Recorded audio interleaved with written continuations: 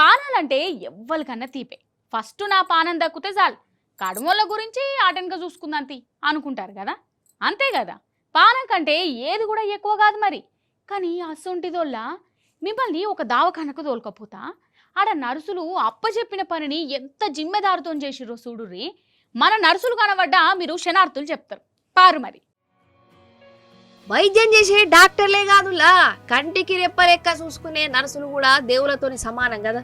గా అస్సాంలా భూకంపం వచ్చేదాకా అంత ఆగమాగం జగన్నాథమే ఉన్నది వట్టాడ. అయితే గీ భూకంపంతోని ఒక దవాఖానా జర్రంతా ఊగినట్టు అయిందిలా.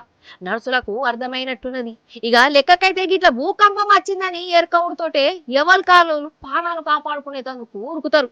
కానీ ఈ నర్సులు గట్ల కాదు. ఐసీయూలో ఉంచిన అప్పుడే పుట్టిన పాపలను వీళ్ళ పానం అడ్డం పెట్టి మరి కాపాడే పని పెట్టుకున్నారంటే అవు చూసిరా.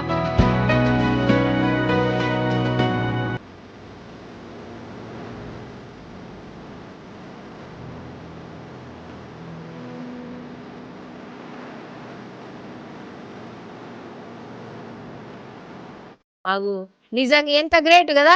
మనకి ఏమైనా మంచిదే, పిల్లలకు ఏం కావద్దని వాళ్ళను గట్టిగా పట్టుకున్నారులా. ఇది చూసినాక నాకైతే మన నర్సుల మీద ఇంకా ఎక్కువ మర్యాద పెరిగింది.